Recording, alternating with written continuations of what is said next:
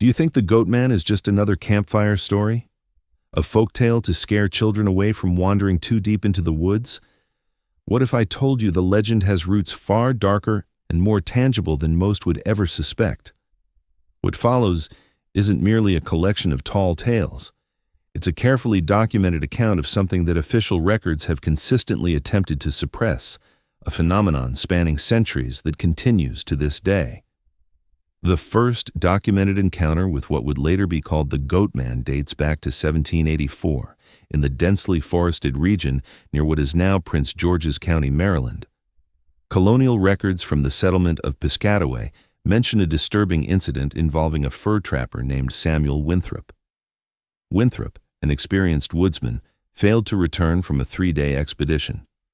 When a search party located his camp, they discovered something that defied explanation. His shelter remained intact, his supplies untouched, the trap lines carefully set. But Winthrop was gone. What made the disappearance unusual wasn't just the absence of the man, but what remained behind.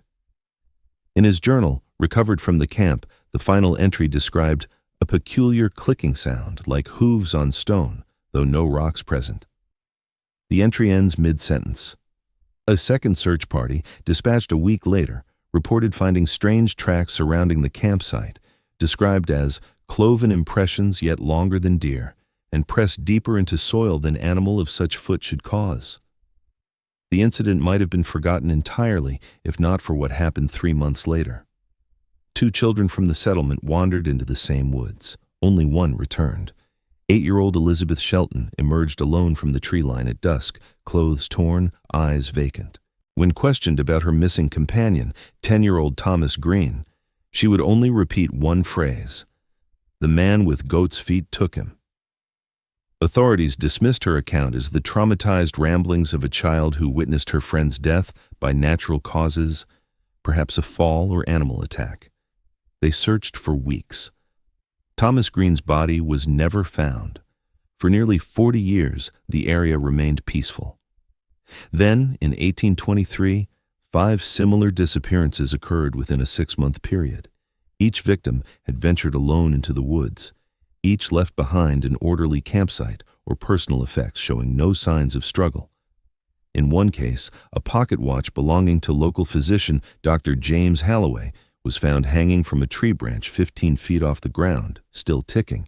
The chain formed into an unusual knotted pattern that local experts in maritime roping couldn't identify.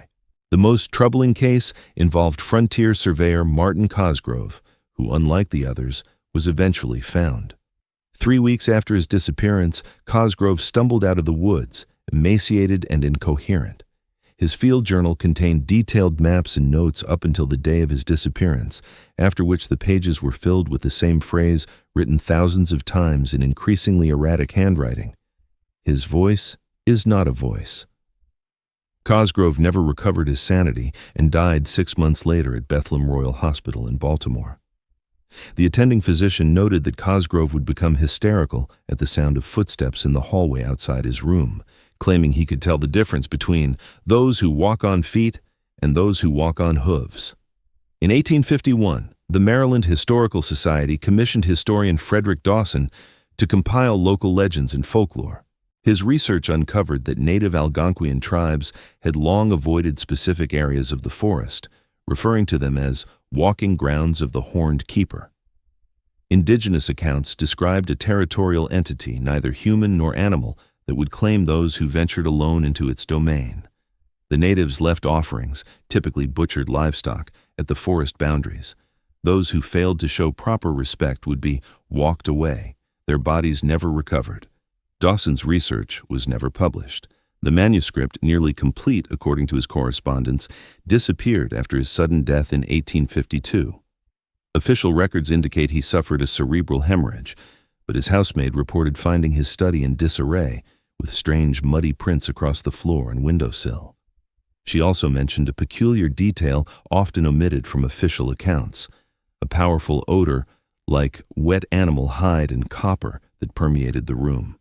The manuscript remained lost until 1897, when portions of it surfaced in the private collection of Senator Lawrence Gorman. By then, the legend had evolved. No longer just a creature that took people, locals spoke of a hybrid entity, part man, part goat, that had the ability to mimic human voices. Stories circulated about hikers hearing calls for help in the woods, following the sounds only to be led deeper into isolated areas. The first official government investigation began after the 1949 Huntsville incident. On April 7th, the small logging community of Huntsville, Maryland, reported that 7 residents disappeared over the course of a single night. Witnesses described hearing familiar voices calling from the edge of the forest, voices belonging to people who were safely in their homes at the time. Some reported seeing a tall figure moving between houses, its features obscured by darkness, but its movements described as jerky and unnatural. The FBI file, partially declassified in 1977 under the Freedom of Information Act, contains numerous redactions. What remains readable documents an extensive search operation that yielded only a single piece of evidence, a Polaroid photograph found nailed to a tree 2 miles into the forest. The image itself is not included in the declassified file, but is described as showing subject standing in formation, eyes apparently removed with unidentified figure in background. The file notes that 3 agents assigned to the case requested transfers within weeks of beginning the investigation. Throughout the 1950s and 1960s, reports consistent with historical patterns emerged across Maryland, Virginia, and as far north as Maine. In 1968, the Watershed Management Division discovered unusual animal remains while conducting surveys near the Patuxent River. The partial carcasses of 16 goats were arranged in a perfect circle, each missing the same parts: hooves, horns, and eyes. Analysis indicated all animals died on different dates spanning approximately 3 years, but were placed in the arrangement simultaneously. The incident prompted cryptozoologist Martin Chambers to conduct the first scientific investigation of the Goatman phenomenon. Chambers established a research station in Prince George's County in the summer of 1969, equipped with motion-triggered cameras, audio recording devices, and infrared sensors. His 3-person team maintained the station for 67 days. The audio recordings, later analyzed by Georgetown University's Department of Linguistics, captured something extraordinary on the 43rd night. Between 2:17 a.m. and 2:42 a.m., the equipment recorded what sounded like a conversation between 2 members of Chambers' team, except both individuals were confirmed to be asleep in the research station when the recording was made. The voices, identical to the researchers, discussed the observer and the cycle beginning again, before devolving into sounds described in the analysis as mechanically similar to human speech, but lacking proper linguistic structure. The following morning, all 3 motion-triggered cameras were found facing each other in triangular formation, though no images were captured showing who moved them. Chambers' final report concluded that while compelling, the evidence remained inconclusive. He recommended a larger-scale investigation with more sophisticated equipment. That investigation never happened. 3 weeks after submitting his report, Chambers' vehicle was discovered abandoned on Crane Highway. The driver's side door stood open. The keys remained in the ignition. His research notes, which should have been in his briefcase on the passenger seat, were missing. Chambers himself was never found. A concerning pattern emerged among those who investigated the phenomenon too deeply. Between 1970 and 1984, 11 different journalists, researchers, and law enforcement officials who documented Goatman encounters disappeared, suffered unusual accidents, or abruptly ceased their investigations, often destroying their own research. Science writer Catherine Bowman, working on a book about regional folklore, described receiving packages containing photographs of herself sleeping in her home. The final package contained a single Polaroid of her bedroom window, taken from inside the house while she was away. She abandoned the project immediately. The 1990s brought the first verifiable photographic evidence, though its authenticity remains hotly disputed. On October 28, 1993, hiker Dennis Varney captured 3 images on his 35mm camera while walking the Appalachian Trail near Harper's Ferry. The first 2 photos show normal forest scenes. The third shows what appears to be a tall, bipedal figure partially obscured by foliage. Enhanced analysis reveals unusual proportions, elongated limbs, a head sitting too high on the shoulders, and what seem to be curved protrusions from the skull. Most disturbing is the apparent anatomical impossibility of the leg structure, which specialists in comparative anatomy have described as digitigrade locomotion incompatible with human skeletal structure. Varney submitted the photos to Field and Stream magazine, which declined to publish them. He subsequently disappeared while attempting to capture additional evidence. His backpack was recovered near the site of the original photographs. The camera was missing. The rise of the internet in the late 1990s transformed the Goatman from regional folklore to widely shared urban legend. What most online accounts fail to mention is how consistently the core details have remained across centuries of documentation: the distinctive movement pattern, the vocal mimicry, the taking of isolated individuals, and the lack of bodies. These elements appear in reports separated by vast distances and time periods, often documented by individuals with no knowledge of previous incidents. Park Ranger David Morales, who worked in Prince George's County from 1992 to 2007, maintained detailed records of unusual occurrences within his jurisdiction. In a 2001 interview with the Washington Post, subsequently removed from their online archives but preserved through web caching services, Morales described recurring reports from hikers who heard their names called from within the forest. The detail that stands out, he stated, is that in every instance, the voice they hear belongs to someone close to them who isn't present, a parent, spouse, or friend. The voice always knows exactly who to become. Morales documented 17 separate incidents where hikers reported this phenomenon. 4 of those hikers disappeared after following the voices. None were recovered. After the interview's publication, Morales was transferred to Yellowstone National Park. His incident reports were reclassified and sealed under wildlife management protocols typically reserved for endangered species documentation. In 2008, the Prince George's County Historical Society received an anonymous donation, a collection of documents dating from 1851 to 1852. Archivists confirmed these were portions of Frederick Dawson's lost manuscript on regional folklore. The pages contain detailed accounts from early settlers describing an entity they called the Walker Between, or simply the Shepherd. According to these accounts, the creature wasn't hostile unless provoked, primarily observing human settlements from afar. However, those who destroyed its forest dwelling or hunted excessively in its territory would be collected, led away by voices in the night. Most significantly, Dawson's notes included a translated indigenous warning. It wears the feet of a goat because it walks between worlds, but it wears the voices of men because it walks among us. The most compelling modern evidence came from an unexpected source. In 2012, wildlife biologists from the University of Maryland placed motion-activated cameras throughout the Patuxent Research Refuge to study fox populations.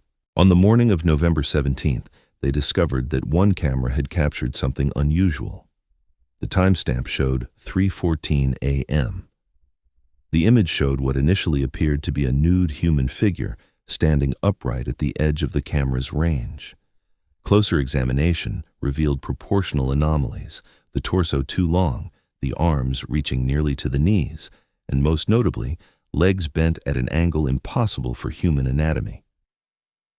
3 more cameras captured images of the figure that same night, each from different locations nearly a mile apart, with timestamps only minutes between them, suggesting movement speeds exceeding human capability. The research team initially suspected vandalism or a hoax, but the secure nature of the locations and the consistent anatomical impossibilities across multiple images contradicted this explanation.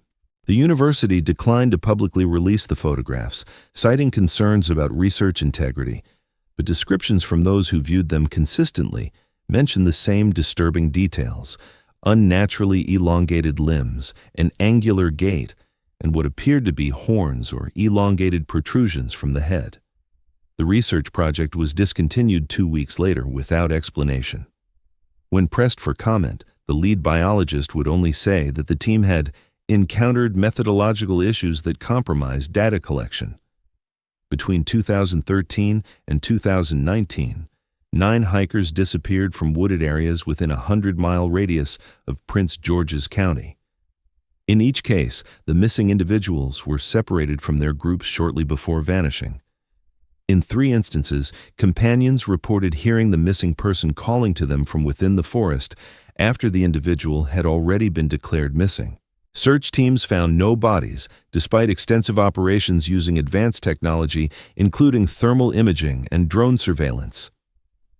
The most recent documented encounter occurred on April 22, 2023.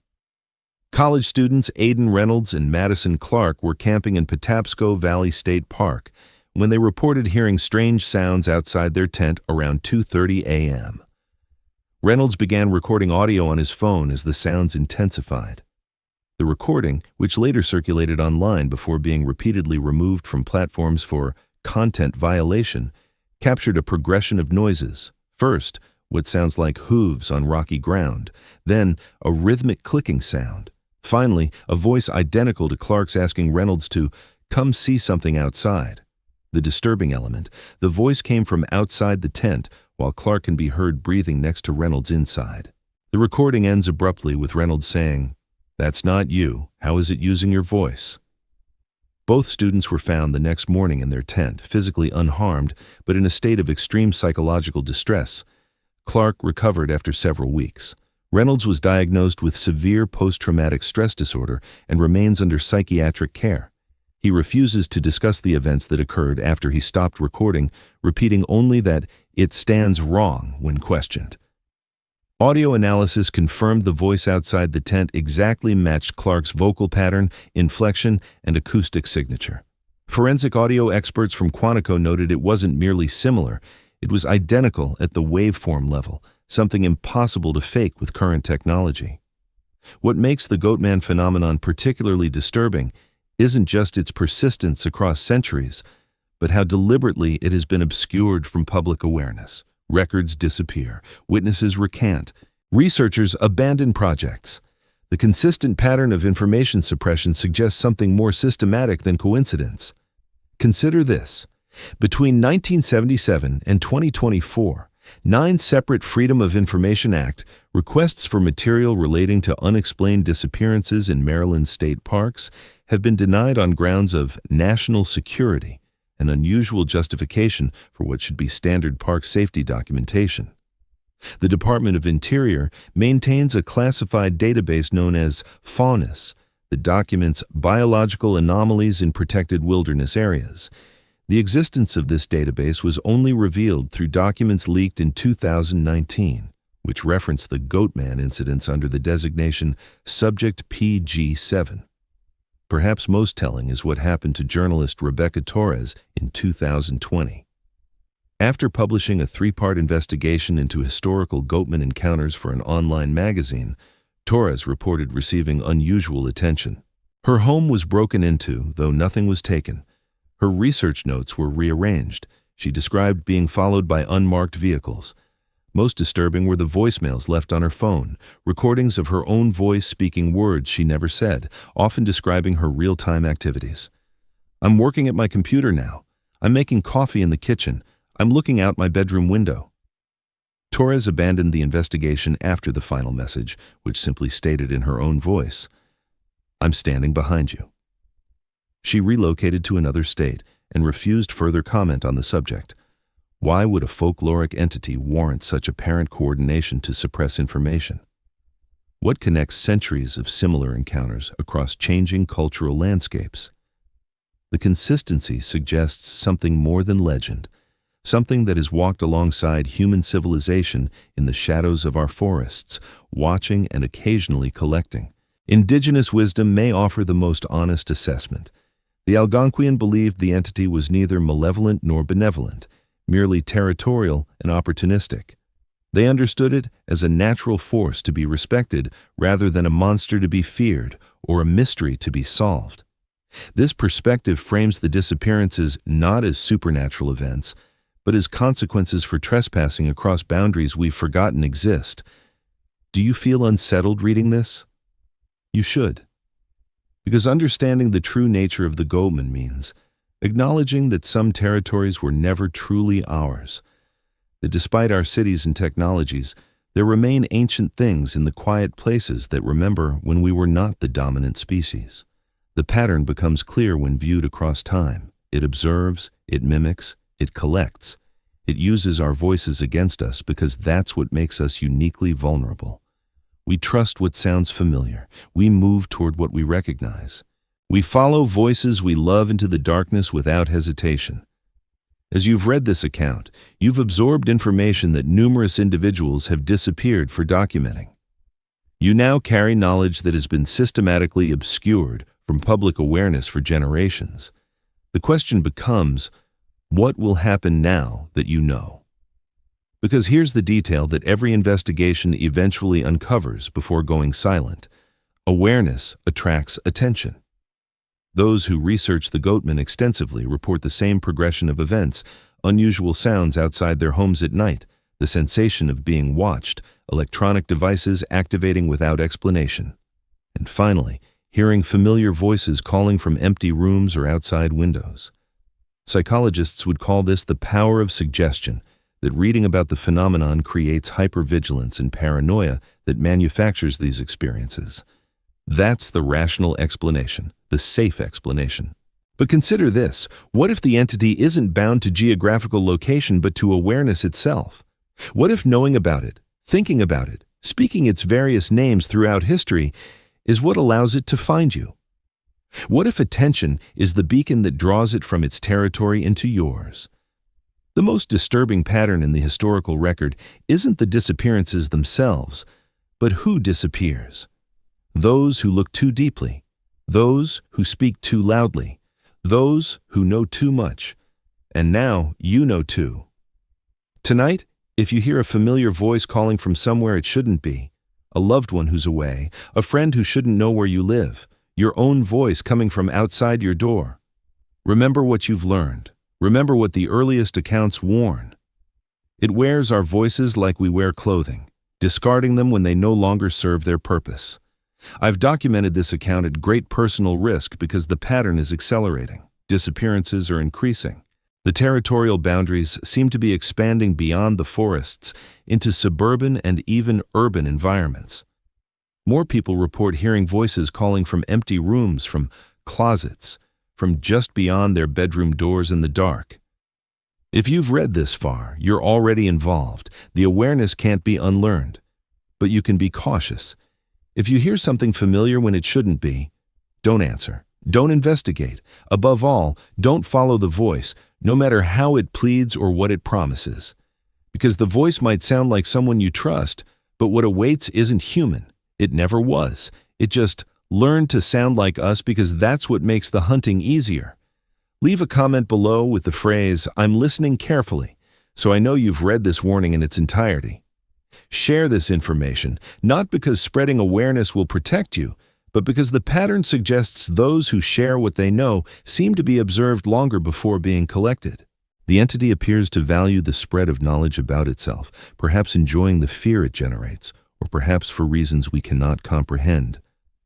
Remember, if you hear your name called in your empty house tonight, if you hear footsteps that sound almost but not quite human, if you catch a glimpse of something standing wrong in the darkness, do not respond. Do not investigate. Above all, do not follow. It already knows you're there. It's already listening, always listening, waiting.